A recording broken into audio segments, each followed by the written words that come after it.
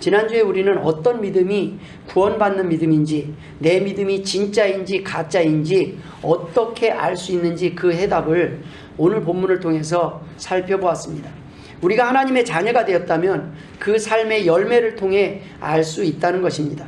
정상적인 사람이 태어나자마자 뛰어다니는 사람이 어디 있겠습니까? 하지만 시간이 지날수록 사람이 사람다운 모습을 하며 살아가게 됩니다. 이 세상 부모와 달리 하나님께서는 우리를 부르시고 그리스도를 영접함으로 자녀로 거듭나게 하셨을 뿐만 아니라 자녀가 자녀답게 살아갈 수 있도록 끝까지 부르시고 인도하시고 역사하시는 분입니다.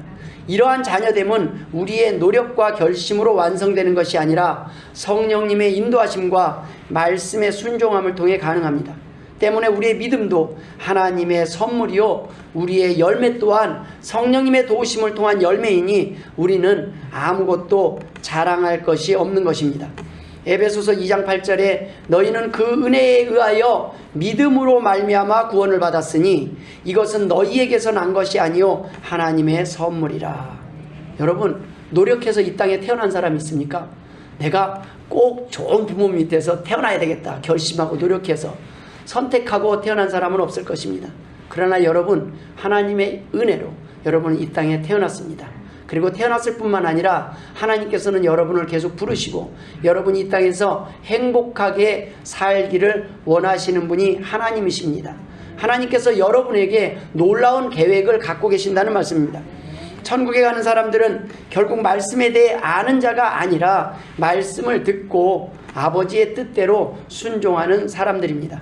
오늘 본문에 나더러 주여 주여 하는 자마다 다 천국에 들어갈 것이 아니요 다만 하늘에 계신 내 아버지의 뜻대로 행하는 자라야 들어가리라 라고 말씀하셨습니다. 이 자리에서 말씀을 전하고 있는 저 또한 천국에 들어가는 것이 보장이 되어 있지 않다는 것입니다. 내가 이곳에서 제가 여러분에게 말씀은 제대로 전하지만 제가 그 말씀대로 살지 못한다면 어쩌면 여러분들은 천국에 가 있을지 몰라도 저는 천국에서 볼 수 없을 것이라는 말씀입니다. 항상 우리는 하나님의 말씀대로 하나님의 뜻대로 살려고 할 때 우리는 천국 백성이 될 수 있습니다. 그러면 우리가 노력해서 될 수 있습니까? 노력해서 불가능합니다. 결심해서도 불가능합니다. 우리가 하나님의 백성답게 자녀답게 우리를 인도하시고 가르치시고 양육하시는 분이 바로 성령님이십니다. 이러한 믿음과 순종은 말씀을 들을 때 가능합니다. 말씀 자체가 우리를 변화시키는 능력이 있기 때문입니다. 히브리서 4장 12절에 하나님의 말씀은 살아있고 활력이 있어 좌우의 날선 어떤 검보다도 예리하여 혼과 영과 및 관절과 골수를 찔러 쪼개기까지 하며 또 마음의 생각과 뜻을 판단한다고 기록하고 있습니다. 그런데 이 말씀을 듣지 못하는 사람들이 있습니다. 그러나 하나님의 자녀는 그 음성이 들린다는 것입니다. 그 음성이 들리는 곳으로 나온다는 것입니다. 그 음성을 듣게 된다는 것입니다. 요한복음 10장 27절에 내 양은 내 음성을 들으며 나는 그들을 알며 그들은 나를 따르느니라.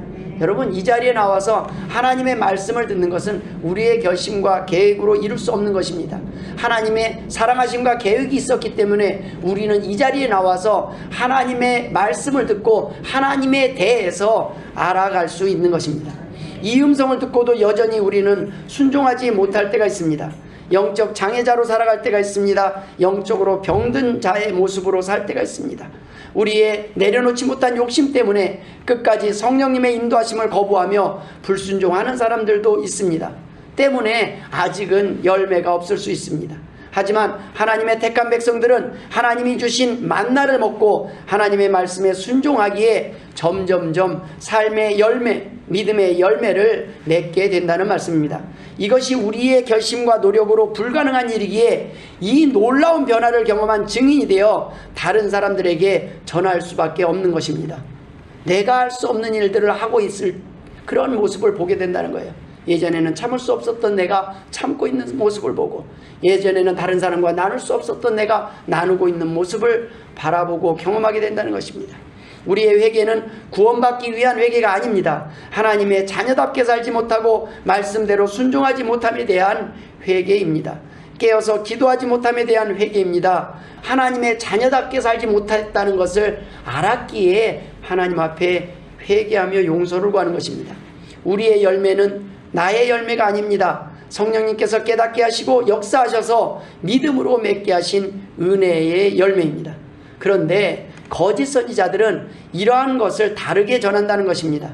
그들은 구원만을 위한, 천국만을 위한 신앙을 강조하면서 믿음으로 구원받았으니 이제 성령의 열매가 필요 없다는 것입니다. 그들은 첫 번째, 구원받았으니까 이제 열매는 필요 없지 않냐, 말씀을 듣기는 들어도 순종할 필요가 없다는 것입니다. 이것이 진리가 주는 자유라고 착각하면서 요한복음 8장 32절을 이렇게 인용합니다. 진리를 알지니 진리가 너희를 자유롭게 하리라. 이 말씀을 도리어 마치 우리가 어떤 죄를 지어도 되는 면죄부를 받은 것처럼 주장하며 회개 없는 삶, 열매 없는 삶을 살면서도 하나님의 자녀답게 살지 못함에 대한 죄책감이 없습니다. 당당하게 죄를 지으면서도 이제는 죄를 지어도 두려움이 없으니 자유롭고 기쁘고 행복하다고 생각하며 살아가고 있습니다. 이러한 거짓 선지자들의 주장은 구원만 강조하고 천국만 말할 뿐 구원의 증거나 믿음의 증거인 성령의 열매를 가볍게 생각하는 것입니다. 이런 사람들은 하나님의 자녀의 권리만 주장하지 자녀의 자녀다움, 자녀의 의무는 무시하고 살아가는 병든 신앙생활을 하는 것입니다. 백성의 권리만 주장하지 백성의 의무는 간과하는 사람들과 같습니다. 진리신 주님께서 우리에게 주신 자유는 이전 죄에 대한 용서뿐 아니라 앞으로 삶 속에서 지은 죄까지 모든 죄에서 승리할 수 있는 자녀들의 삶을 통한 참된 기쁨과 자유까지 포함하신 말씀인 것입니다.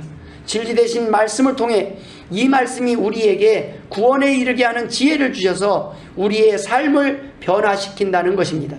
여러분, 동네 사람 몇 명 밥 사고 동네 몇백만 원 내서 장학금하고 이런 정도는 어느 정도 결심하면 할지 모르겠습니다. 그러나 여러분, 수백만 명, 수천만 명에게 영향을 미치는 그러한 놀라운 열매들은 사람의 결심으로 이룰 수 없는 것입니다. 하나님이 도와주셔야 합니다. 그러나 하나님은 이것을 가능하게 하시는 분이라는 말씀입니다. 우리의 결심으로 이룰 수 없는 것들, 우리의 생각으로 상상할 수 없는 것들, 그러한 미래를 하나님께서는 하실 수 있다고 약속하시는 것입니다. 살아 역사하시는 하나님에 대한 증거요, 진짜 믿음의 열매요, 진짜 믿음의 증거를 우리가 우리의 삶 가운데서 확인할 수 있다는 것입니다. 그런데 왜 내게 이러한 일이 안 일어납니까? 우리의 믿음이 아직 적기 때문입니다. 하나님에 대한 지혜가 부족하기 때문입니다. 믿음으로 구원받는다는 것만 강조하지 믿음으로 구원받은 하나님의 자녀가 어떻게 자라고 성장하는지, 하나님께서 우리를 어떻게 돌보시고 인도하시는지, 우리를 통해 어떤 열매를 맺게 하시는지 그 성령님께서 하시는 역사와 인도하심을 간과하는 것입니다. 하나님을 믿어도 아무런 변화가 없다면 그것은 하나님이 능력이 없으신 것이 아니라 우리의 믿음에 문제가 있다는 말씀입니다. 여러분, 아무리 제가 여러분에게 좋은 정보를 제공해도 목사님, 저는 믿지 못하겠는데요.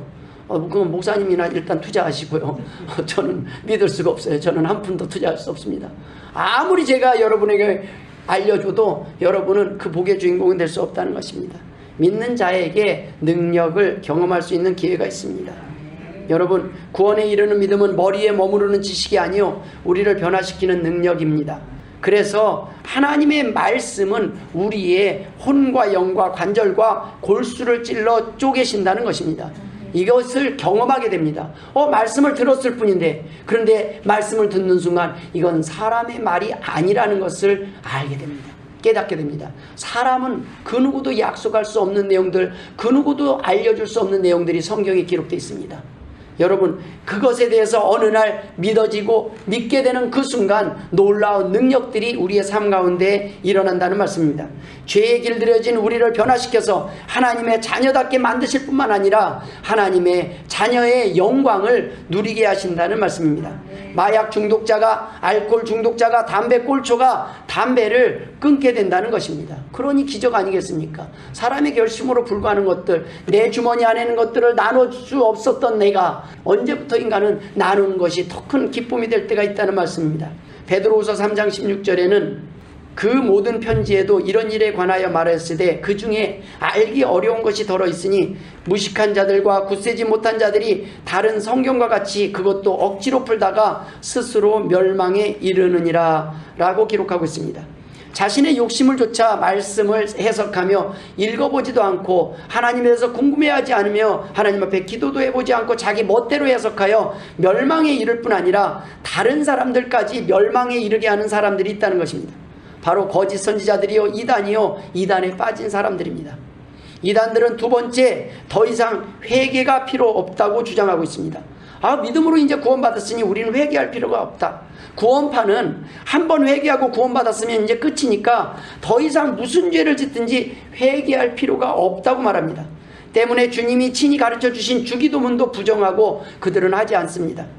주님께서 가르쳐 주신 내용에 분명히 우리의 죄를 사하여 달라는 회개의 기도가 들어있습니다.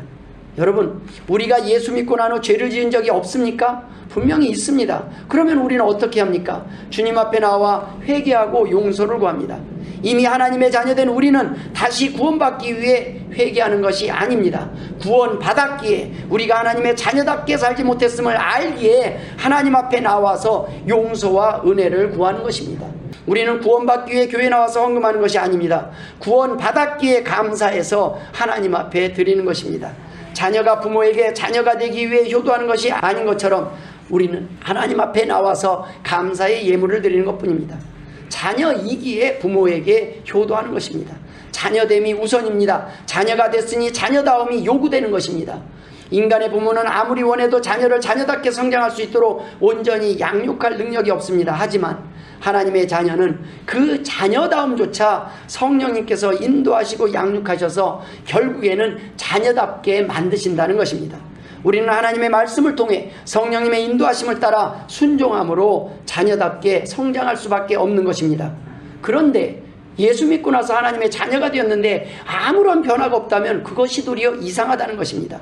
한 번에 자녀답게 변하는 것도 특별한 은혜이지만 오래 지나도 전혀 변화가 없다면 그것은 더 이상한 일이 아니겠습니까? 우리가 전하는 것은 구원받을 수 있게 된 복된 소식 복음뿐만 아니라 구원받은 사람들이 성령님의 역사로 변화하여 세상의 빛과 소금의 역할을 감당할 수 있게 된 그 복음의 능력, 그것을 전하는 것입니다. 바로 이 일의 증인이라는 것입니다. 정말 말씀대로 순종했더니 하나님이 살아계심을 여러분의 삶 가운데서 증명해 주셔야 되지 않겠습니까? 그래야 여러분 우리가 전하지 않겠습니까?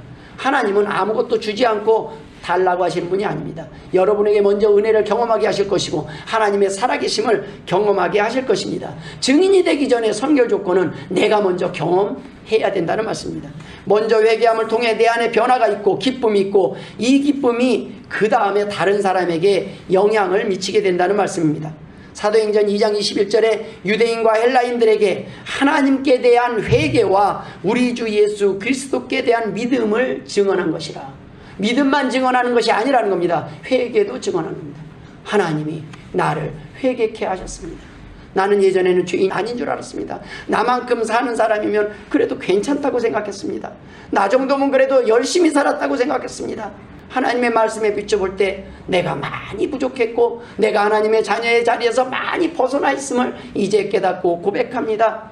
이것을 증언하고 이것을 알렸더니 이것을 고백했더니 하나님께서 나를 새롭게 변화시켜서 놀랍게 사용하시는 것을 경험하게 된다는 것입니다. 그리고 그것을 증언하는 거예요. 너도 한번 믿어봐라. 내가 하나님을 믿었더니 하나님이 나를 이렇게 사용하십니다. 그런데 이단은 믿음으로 구원받는 것만 강조하지 열매로 구원받은 우리의 믿음이 증명된다는 사실을 간과합니다.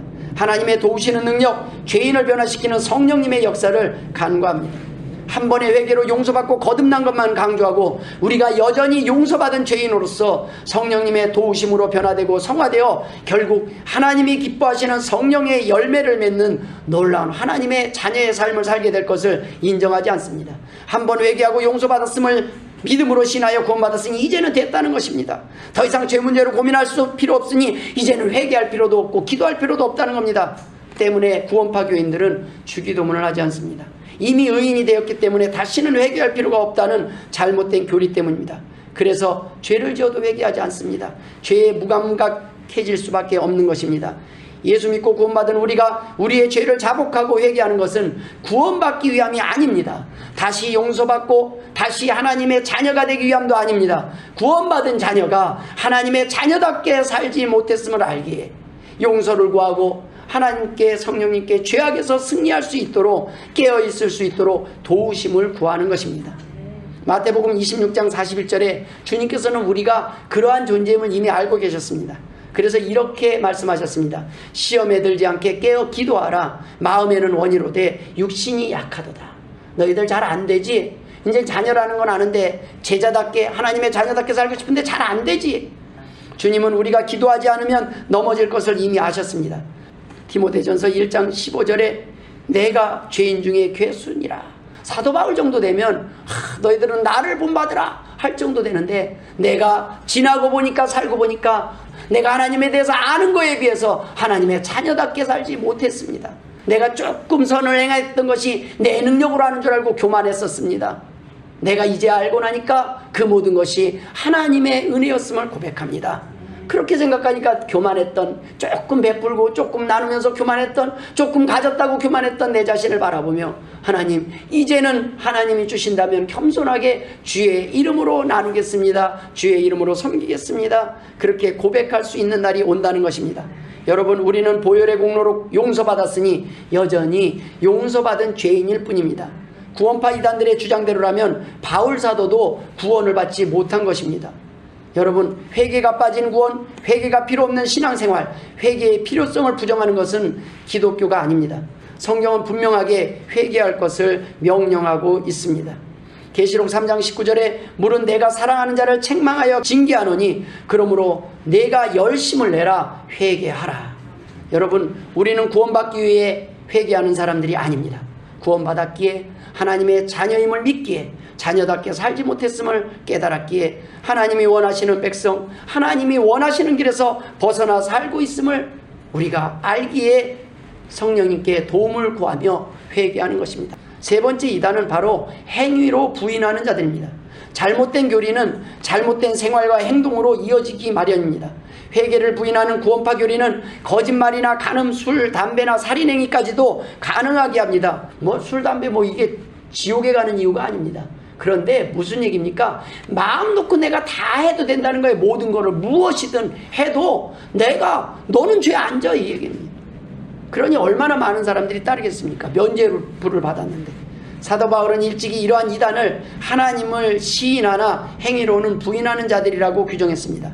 디도서 1장 16절에 그들이 하나님을 시인하나 행위로는 부인하니 가증한 자요 복종하지 아니하는 자요 모든 선한 일을 버리는 자이라. 우리는 넘어지지 않는 사람들이 아닙니다. 우리가 언제 넘어졌는지를 아는 사람들입니다. 제일 위험한 사람이 뭔지 아십니까? 자기가 지금 잘못된 길을 가고 있고 잘못된 판단을 하는 것을 인지하지 못할 때입니다. 바꿀 방법이 없습니다. 그러나 내가 지금 뭔가 이상한데, 내가 이쪽으로 가면 안 될 것 같은데, 내가 이렇게 하면 안 되는데 라는 거를 느끼는 사람은 조심할 수 있습니다. 거기서 나올 수 있습니다. 구원파에서는 회개하는 자는 구원받지 못한 자라고 가르칩니다. 죄인이라고 고백하면 지옥으로 간다고 가르쳐서 우리들만 구원받았다는 자만심에 빠진 광신도들을 만들어내고 있습니다. 우리는 믿음으로 구원받습니다. 중요한 것은 구원받는 믿음의 증거가 내가 지금 구원받았구나 라는 것을 깨달았다는 그런 깨달음이 아니라는 겁니다. 머릿속에 머무르는 깨달음이 아닙니다. 알미 아니고 지식이 아닙니다. 몸이 반응하는 믿음입니다. 행동이 함께하는 믿음입니다. 여러분, 꿈에 누가 로또 복권 번호를 가르쳐 줬습니다. 이것이 진짜라고 믿는 사람은 어떻게 하겠습니까? 꿈에서 깨서 집을 팔아서라도 복권을 살 것입니다. 꿈에 누가 어떤 주식을 사라고 가르쳐 줍니다. 이것이 진짜라고 믿는 사람은 깨자마자 주식을 사지 않겠습니까? 돼지꿈만 꾸어도 복권을 사는 사람들이 있습니다. 하나님은 우리는 꿈을 믿는 사람이라면 꿈만 꾸고 마는 자가 아니라는 것입니다. 자동으로 나의 발걸음이 복권을 사러 달려가는 사람과 같다는 것입니다. 주님은 이 비밀을 밭에 감추인 보화의 비유로 설명하셨습니다. 우리의 믿음은 머리로 알고 끝나는 믿음이 아니라는 것입니다. 하나님에 대해서 안다면, 믿는다면 몸이 먼저 반응한다는 것입니다. 이것이 진짜 믿음을 가진 사람이라는 것입니다. 정상적인 반응이라는 것입니다. 머리에 머무르는 신앙이 문제입니다. 성경 말씀이 진짜라고 믿는다면 성경 말씀이 진짜라고 믿는 사람답게 살아가고 살려고 노력하는 것이 정상이라는 것입니다. 그런데 이것이 잘 됩니까? 잘 안 됩니다. 왜냐하면 죄로 인해 죄성으로 갇힌 우리 인간들은 여전히 죄의 습관 속에 살아가고 있기 때문입니다. 여전히 넘어지기 때문입니다. 그러나 한 가지, 자신이 지금 넘어지고 있음은 알아야 한다는 것입니다. 여전히 아직도 극복하지 못한 죄, 내가 지금 뭔가 탈선을 했구나, 내가 다시 제자리로 가야 되는데 이거는 내 인생이 아니지, 이건 내가 꿈꾸던 인생이 아니지, 아니 하나님이 이 땅에 나를 보내셨다면 나를 이렇게 살도록 내버려 두실 그런 계획으로 나를 태어나게 하신 건 아니지. 사람들을 태어나게 하실 때는 하나님은 시시하게 이 땅을 살아가게끔 계획하지 않으셨다는 것입니다. 그것을 알아야 됩니다. 여전히 진짜의 하나님이 우리를 향한 계획을 모르고 있을 때 우리는 포기하고 낙심합니다. 그러나 하나님의 능력과 하나님의 계획을 안다면 우리는 다시 일어설 수 있습니다. 하나님은 우리의 열심과 노력을 할 때는 가만히 두세요. 네 힘이 빠질 때까지. 왜요? 우리의 노력과 결심으로 뭔가를 이루면 내가 결심해서 내 자랑하기 바빠요. 내가 이걸 했더니, 내가 저걸 했더니 내가 이만큼 됐다.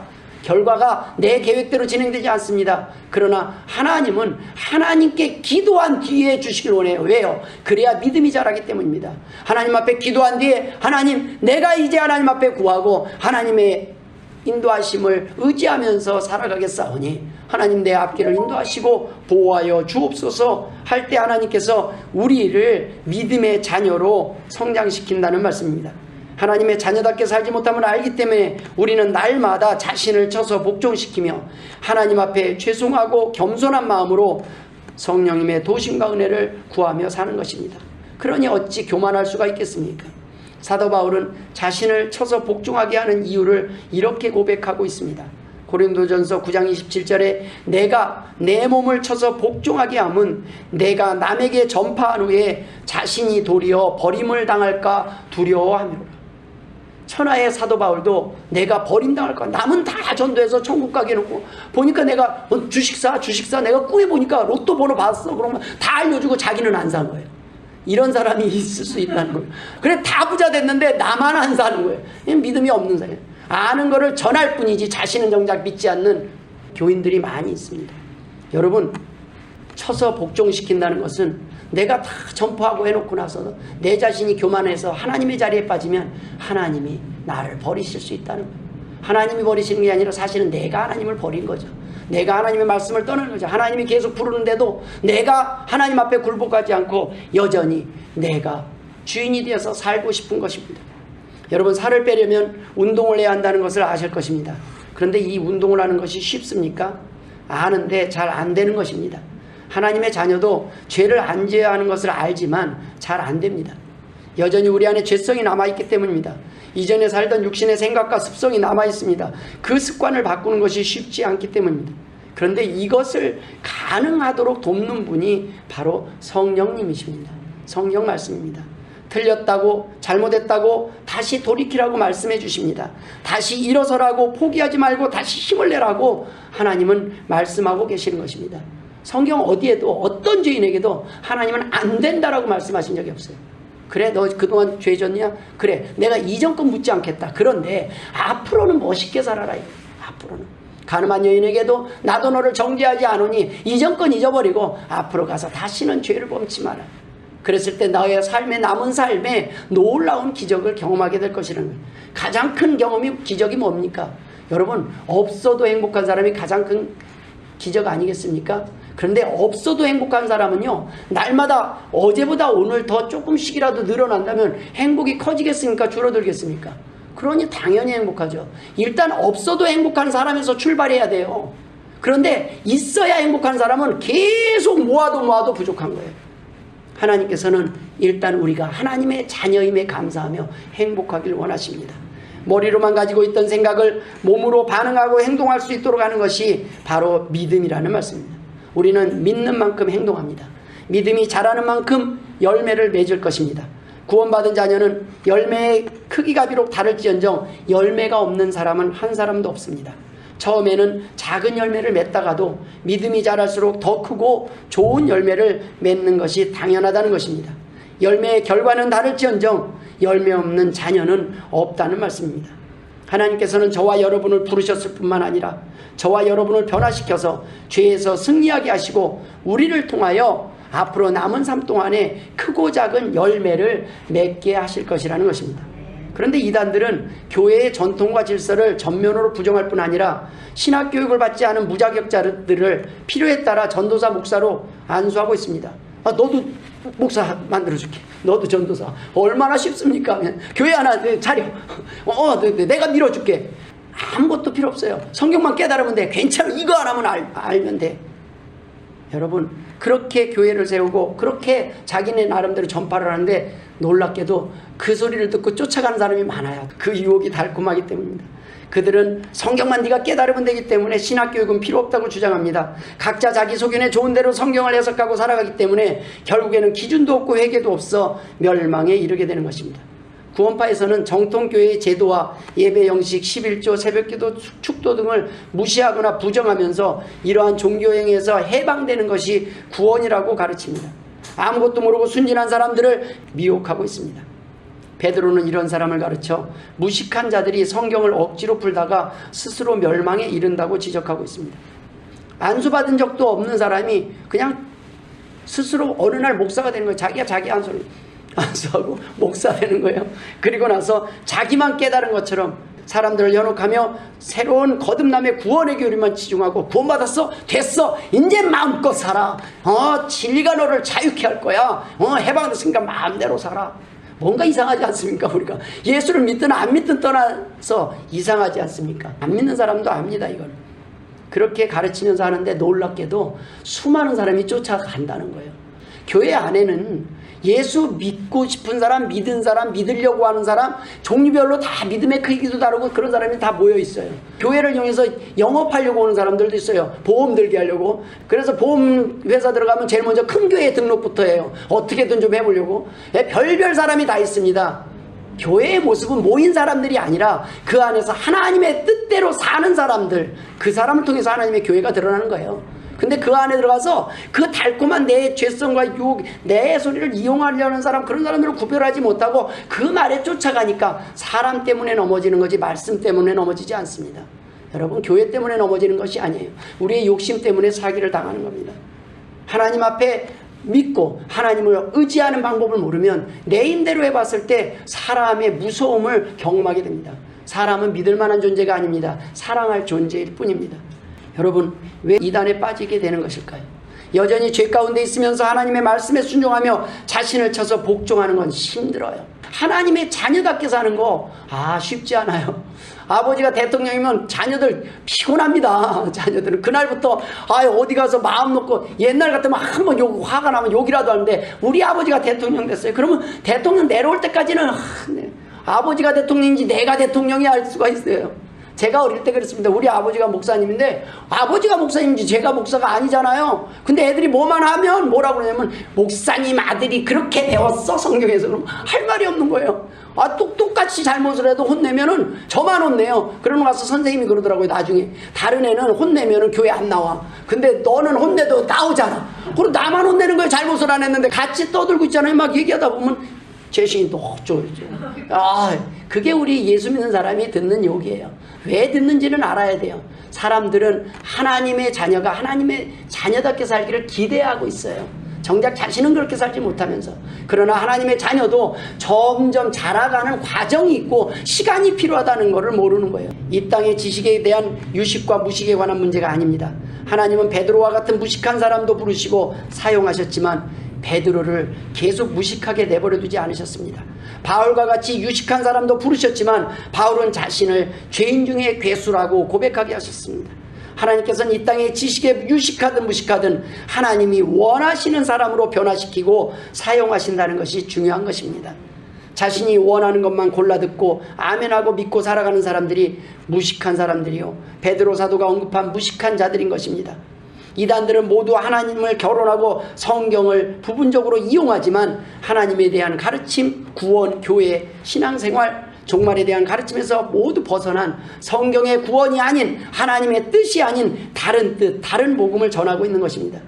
그들은 인격적인 하나님을 믿는 것이 아닙니다. 그들은 사람이 만든 제조된 하나님을 믿고 따라가는 겁니다.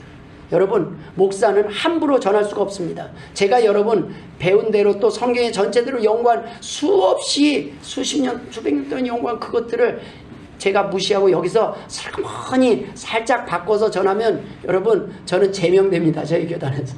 그래서 제가 적어도 여기에서 전하고자 하는 동안, 여기서 이 일을 감당하고 있는 동안 저는 벗어날 수가 없어요. 왜요? 교회를 보호하는 것은 한 사람이 보호하는 것이 아닙니다. 한 사람이 내가 오늘 결심해서 제 마음대로 깨달았다고 전해봤자 그걸 믿을 사람도 없고 바로 그날로 이단되는 겁니다. 여러분, 하나님 안에서 하나님의 교회를 보호하기 위한 많은 사람들이, 교회에 들어온 사람들이 행복하게 하기 위해서, 이 말씀을 지키기 위해서 얼마나 많은 사람들이 순교의 피를 흘렸는지 아십니까? 그런데 그 하나님께서 여러분 오늘날도 교회를 보호하기 위해서 전하지만 사람의 욕심은 사람이 듣고 싶은 복음을 쫓아가기 마련입니다. 그래서 지금 이단들에 많이 빠져 있어요.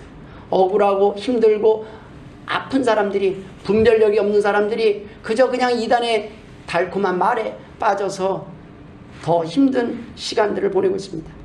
이단들은 회개를 계속하면 구원받지 못한 증거라고 억지 주장을 합니다. 그러나 여러분, 하나님은 자녀된 우리를 회개시키고 돌이키시고 변화시키는 분입니다. 이 또한 하나님의 주권에 속해 있다는 거예요. 하나님이 자녀를 그냥 태어나게만 한 것이 아니라 이렇게 건강하게 양육할 수 있는 능력이 없으시다면 우리가 믿을 가치가 없는 분입니다. 그런데 하나님은 단 한 가지 자유를 주시기 위해서 우리를 오늘도 기다리고 계셔요. 왜 그래? 우리를 로봇처럼 강제로 키우는 것이 아니라 우리가 선택하게 하신 것입니다. 네가 나를 선택해봐라. 그러면 내가 너의 아버지됨을 증명하겠다. 로마서 9장 18절에 그런즉 하나님께서 하시고자 하는 자의 긍휼을 여기시고 하고자 하는 자를 완악하게 하시겠느냐. 토기장이가 진흙 한 덩이로 하나는 귀 있을 그릇을, 하나는 천 있을 그릇을 만들 권한이 없느냐. 하나님은 토기장이처럼 인간을 하나님 마음대로 인간의 운명을 결정할 수 있는 분입니다. 그런데 하나님은 그 결정권, 그 열쇠를 사람에게 주셨어요. 네가 믿고 네가 나를 따르면 내가 너에게 네가 믿고 따르는 대로 너에게 결과를 책임져 주겠다. 그 구원의 열쇠 또한 우리에게 맡기셨다는 겁니다. 하나님께서 구원하시고자 하면 은혜도 주시고, 은혜를 받으면 믿게 되고, 믿어지면 깨달아지고, 깨달아지면 구원의 확신도 생기는 것입니다. 전적으로 이 모든 것이 하나님의 주권에 달려 있습니다. 하나님이 여러분을 택하시고 내가 이들을 구원해야 되겠다. 그래서 세상의 멸망을 미루시면서까지 지금도 오늘도 기다리고 계시는 거예요. 한 사람이 돌아오지 않는 내 자녀가 있으니까 너희들은 조금만 참아주지 않겠니? 내가 한 명을 더 구해내야 된다. 한 사람이라도 더 태워야 되겠다. 하나님이 기다리고 계시는 것입니다. 여러분, 이 말씀이 믿어지십니까? 그렇다면 참으로 다행입니다. 아무리 전하고 설명해도, 아무리 구원의 길을 열어놓았어도 끝까지 이 말씀을 믿지 않고 믿지 못하는 사람들이 있다는 것입니다. 여러분, 하나님을 믿게 되는 것은 기적입니다. 요한복음 8장 34절에 진실로 진실로 너희에게 이르노니 죄를 범하는 자마다 죄의 종이라. 지금은 우리가 죄의 종이 있지만 로마서 6장 16절에는 너희 자신을 종으로 내주어 누구에게 순종하든지 그 순종함을 받는 자의 종이 되는 줄을 너희가 알지 못하느냐. 혹은 죄의 종으로 사망에 이르고 혹은 순종의 종으로 의에 이르느니라. 하나님께 감사하리로다. 너희가 본래 죄의 종이더니 너희에게 전하여 준 바 교훈의 본을 마음으로 순종하여 이제 의의 종이 됐다는 거예요. 처음에 우리는 죄의 종이었지만 하나님이 용서하시고 용서하실 뿐만 아니라 하나님의 자녀답게 순종할 수 있는 믿음도 허락하시는 거예요. 그런데 이것을 처음부터 이 믿음이 큰 믿음을 갖지 못한다는 거예요. 이단에 빠지게 되면 의에 대하여, 성령의 열매에 대하여 자유로울 수 있지만은 그는 여전히 죄의 종으로 살 수밖에 없습니다. 그러나 여러분, 우리는 용서받은 죄인으로서 오늘도 하나님께 나와 기도하며 은혜를 구합니다. 우리의 구원은 인간의 깨달음에 달려있지 않고 하나님의 은혜에 달려있음을 믿기 때문입니다. 하나님, 나를 여기까지 불러주셨으면, 하나님 이제 태어나게 하셨으면 자라게도 하여 주옵소서. 우리가 노력해서 얻은 구원도 열매도 아닙니다. 오로지 성령님의 도우심으로만 가능하기 때문에 우리가 기도하는 것입니다. 그래서 성경에 합력하여 선을 이루신다는 의미는 바로 이런 의미입니다. 우리의 연약함과 넘어짐에도 불구하고 결국 다시 채찍질하시고 일으키셔서 결국에는 하나님이 원하시는 자녀의 모습으로 열매를 맺게 하시고 이 일의 증인이 되게 하실 것이라는 말씀입니다. 이 세상에 죄 안 짓고 사는 사람들이 어디 있어? 라고 말하는 사람이 있습니다. 이렇게 말하며 회개하지 않고 당당하게 살아가는 사람들이 있습니다. 맞습니다. 죄 안 짓는 사람은 없습니다. 한 사람도 없습니다. 하나님의 백성, 하나님의 자녀들은 하나님의 자녀로 거듭났음에도 불구하고 끝까지 당당하게 계속 내가 죄만 짓고 회개 없이 사는 사람, 그거 이상하다는 겁니다. 내가 하나님의 자녀가 됐는데 내가 왜 계속 이렇게 살지? 돌아보게 된다는 겁니다. 회개하게 된다는 겁니다. 그리고 하나님 앞에 예배하며 하나님의 도심을 또 구하는 사람들이 하나님의 자녀입니다. 넘어지지 않는 자가 아니라 내가 넘어졌음을 알기 때문에 씻으러 오는 거예요. 그것은 구원을 받기 위해서 씻는 게 아니에요. 오늘 또 일하다 땀 흘리면 저녁에 가서 샤워하지 않습니까? 하나님 앞에 나와서 하나님 내가 오늘 또 묻혔네요. 아유 어제 새우 주셨는데 하나님 앞에 죄송해 내일은 조금 조심할게요. 그럼 하나님이 아이고 뭐라고 하시겠습니까? 괜찮아 내가 용서해 줄게. 그리고 내일은 조금 더 조심해라. 너를 위해서 너에게 냄새나니까 너가 불편하지 않겠냐는 거죠. 너가 다칠까봐 너가 오염될까봐 하나님은 결국엔 우리를 깨끗게 하실 뿐만 아니라 사용하실 것입니다. 여러분 우리 몸에 똥이 묻어 있는데 똥 묻은 상태에서 다른 사람한테 가면 다른 사람이 불편하지 않겠습니까? 아무리 좋은 복음이 있고 믿음이 있어도 우리 안에 이 더럽혀진 상태로 복음을 전하면 뭔가 헷갈리지 않겠습니까? 그래서 우리는 자녀답지 못한 사람들의 모습으로 살다가 복음을 전할 때 다른 사람들이 오해를 할까봐 좀 세수도 하고 가고 조금 깨끗한 척하고 가는 것 뿐입니다. 그러나 진정 우리가 고백할 때는 우리는 도리어 약한 것을 고백할 수 있습니다. 잘난 사람들은 전도를 잘 못해요. 왜냐하면 죄 안 진 사람들은요 아유 대단하십니다. 저는 그렇게 못 삽니다. 아유 저 같은 사람은 교회 갈 자격이 없습니다. 그런데 좀 죄 짓고 좀 자주 넘어진 사람들은 나 같은 사람도 교회 가서 말씀 드리니까 은혜 주시고 하나님 괜찮대. 조금 지나면 나도 사람답게 만들어 놓으신대. 조금 더 지나면 하나님께서 나를 크게 사용하신대. 하나님이 믿음이 자라면 자랄수록 나를 놀랍게 붙들어 주신대. 그러니까 당신도 가봐. 괜찮아. 교회는 깨끗한 사람이 오는 곳이 아니라 깨끗해지기 오는 사람. 넘어진 사람들이 못 오는 것이 아니라 넘어졌으나 일어나서 다시 하나님의 자녀답게 살기를 소망하는 사람들이 오는 것입니다. 건강한 사람들이 오는 것이 아니라 병든 사람들, 아픈 사람들이 이곳에 와서 치유받고 가서 전하는 거예요. 야, 나 중병이었어. 나는 거의 죽을 지경이었어. 그냥 바닥이었어. 그런데 하나님이 나 같은 사람을 불러주시고 말씀을 통해서 깨닫게 하시고 나는 이제 너무나 행복하다고 증가하게 하시기 위해서 하나님은 오늘도 여러분을 이곳으로 부르셨다는 말씀입니다. 빛과 소금의 역할을 감당하게 하실 것입니다. 우리를 통하여 변화시킨 하나님을 증거하게 하실 것입니다. 그러니 우리가 무엇을 자랑하겠습니까? 우리의 믿음과 구원이 자신뿐 아니라 다른 사람을 행복하게 하는 성령의 열매를 맺는 능력임을 우리는 증명하신 것을 증거할 것이라는 말씀입니다. 모쪼록 이 은혜의 주인공 되시길 주의 이름으로 축원합니다. 기도하겠습니다. 하나님 아버지 죄인 중에 괴수를 불러주시고 하나님의 자녀를 삼아주실 뿐만 아니라 넘어지고 넘어져서 수없이 하나님의 이름을 영광을 가리었지만 오늘도 불러주심을 감사드립니다. 하나님 오늘도 은혜를 구하오니 하나님 다시 일으켜 세워주시고 다시 이 땅에서 빛과 소금의 역할을 감당할 수 있도록 회복시켜 주옵소서. 감사하며 예수님의 이름으로 기도드리옵나이다. 아멘.